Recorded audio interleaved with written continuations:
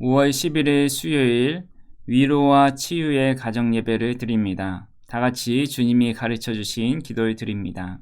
하늘에 계신 우리 아버지, 아버지의 이름을 거룩하게 하시며 아버지의 나라가 오게 하시며 아버지의 뜻이 하늘에서와 같이 땅에서도 이루어지게 하소서. 오늘 우리에게 일용할 양식을 주시고 우리가 우리에게 잘못한 사람을 용서하여 준 것 같이 우리 죄를 용서하여 주시고 우리를 시험에 빠지지 않게 하시고 악에서 구하소서. 나라와 권능과 영광이 영원히 아버지의 것입니다. 아멘.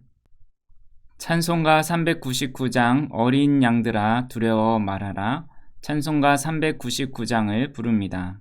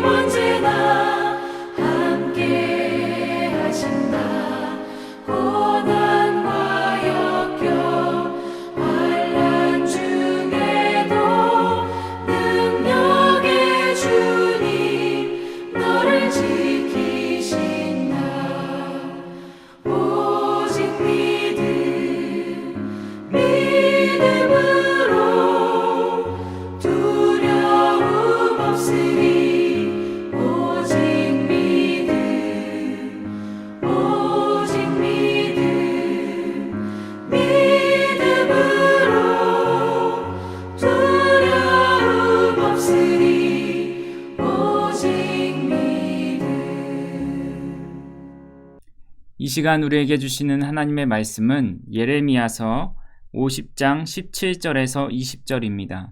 예레미야서 50장 17절에서 20절 말씀을 한 절씩 교독하겠습니다. 이스라엘은 흩어진 양이라 사자들이 그를 따르도다. 처음에는 아수르 왕이 먹었고 다음에는 바벨론의 느부갓네살 왕이 그의 뼈를 꺾도다. 그러므로 만군의 여호와 이스라엘의 하나님이 이와 같이 말하노라. 보라, 내가 아수르의 왕을 벌한 것 같이 바벨론의 왕과 그 땅을 벌하고 이스라엘을 다시 그의 목장으로 돌아가게 하리니 그가 갈멜과 바산에서 양을 기를 것이며 그의 마음이 에브라임과 길르앗 산에서 만족하리라.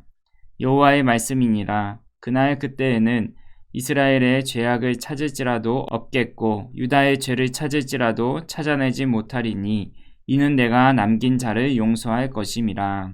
아멘. 결과를 알고 있는 드라마나 영화를 볼 때는 마음이 한결 편합니다. 주인공이 아무리 어렵고 힘든 일을 당하여도 죽지 않고 그 어려움과 그 힘듦을 발판 삼아서 이루고자 하는 뜻을 이루기 때문입니다.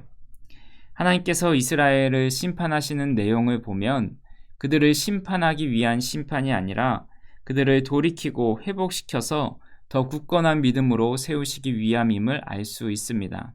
오늘 우리가 읽은 말씀도 그것을 말씀하고 있는 겁니다.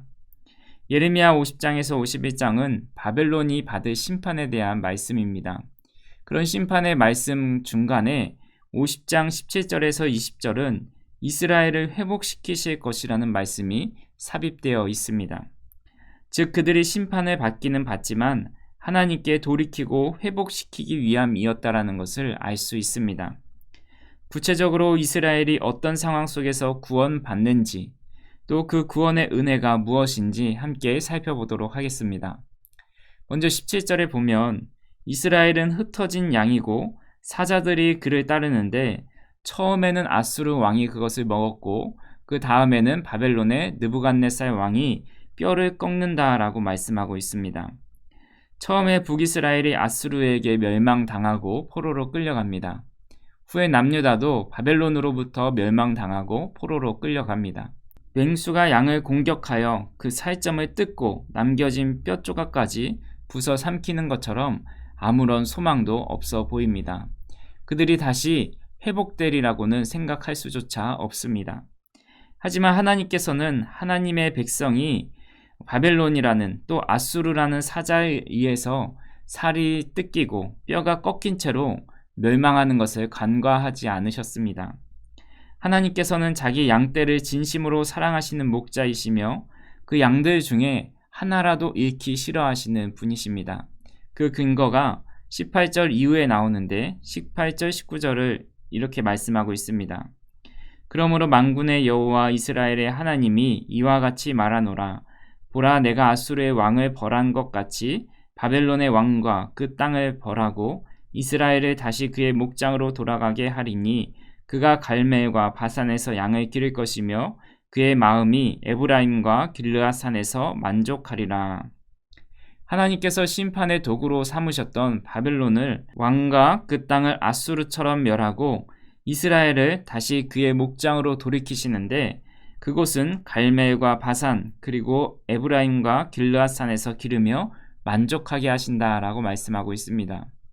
여기에 나오는 갈멜과 바산, 길르앗은 요단강을 중심으로 한 아주 비옥한 목초지입니다. 그래서 풀들이 많아 가축을 기르는 목장으로 널리 알려져 있고 에브라임은 북방 지역으로 세겜과 같이 아주 비옥한 땅입니다. 결국 이 네 장소에서 기른다라는 것은 하나님께서는 자기 양떼들을 단지 구원하실 뿐만 아니라 그들이 살아가는 데 만족함을 얻고 누리면서 살아가게 하시는 분이시다라는 겁니다. 이뿐만 아니라 20절에 이렇게 말씀합니다. 그날 그때에는 이스라엘의 죄악을 찾을지라도 없겠고 유다의 죄를 찾을지라도 찾아내지 못하리니 이는 내가 남긴 자를 용서할 것임이라. 인간이 받을 수 있는 복 중에 가장 큰 복은 나의 죄를 죄값대로 받지 않는 것입니다. 내 죄를 없이 하고 씻겨주셔서 죄 없다 말씀하시는 것이 가장 큰 은혜인 것입니다. 지금까지의 말씀을 정리하면 이스라엘 민족은 살점이 뜯기고 뼈가 다 상하여 흩어진 양과 같았지만 하나님이 그 양을 건지셔서 푸른 초장으로 인도하시고 그들의 죄를 없이 하신다라는 말씀입니다. 이런 은혜가 우리에게도 임하고 있습니다. 사단의 종노릇하며 우리의 삶은 하나님을 떠나 흩어지고 살과 뼈까지 상해서 다시 살아날 소망이 없는 인생들입니다. 하지만 하나님이 한번 택하시고 내 양이라고 말씀하시고 언약하신 그 순간 그 언약은 영원히 변하지 않습니다. 다시 푸른 초장으로 인도하셔서 우리를 만족하게 하십니다. 더욱더 큰 은혜는 우리에게 예수 그리스도를 보내주셔서 우리 죄를 찾지 못하게 하신 것입니다. 그래서 사도 바울도 그 은혜를 에베소서 1장 6절 7절에 이렇게 고백합니다. 이는 그가 사랑하시는 자 안에서 우리에게 거저 주시는 바 그의 은혜의 영광을 찬송하게 하려는 것이라. 우리는 그리스도 안에서 그의 은혜의 풍성함을 따라 그의 피로 말미암아 속량 곧 제사함을 받았느니라. 하나님께서 그리스도를 통해 우리에게 거저 주시는 그 은혜 곧 그 피로 말미암아 죄사함을 주시는 가장 큰 은혜를 받았습니다. 이것이 우리가 받은 축복이며 우리 삶의 결말이다라고 할 수 있습니다. 우리 삶에 이스라엘 백성과 같이 고난과 아픔이 찾아옵니다. 그럴 때마다 하나님은 나를 버리신 것 아닌가? 내가 무슨 잘못을 했나? 나를 미워하시는 것이 아닌가? 라는 생각이 들 때가 있습니다. 하지만 우리는 하나님이 이끄시는 결말을 알 수 있습니다. 심판을 받지만 결과는 멸망이 아닌 생명을 살리고 하나님과의 관계를 회복시킴에 있다라는 것입니다. 그것을 통해 결국 우리의 영혼을 만족시키시고 우리 죄를 그리스도를 통해서 죄를 사하시고 하나님의 소유로 하나님의 양으로 삼으셨다라는 사실입니다. 이 사실을 믿으며 참 목자 되시는 하나님 품에 거하는 거룩하고 순전한 양으로 살아가시기를 주님의 이름으로 축복합니다. 함께 기도하겠습니다. 참 목자 되시는 하나님의 품에 거하며 은혜를 누리게 하옵소서. 함께 기도합니다.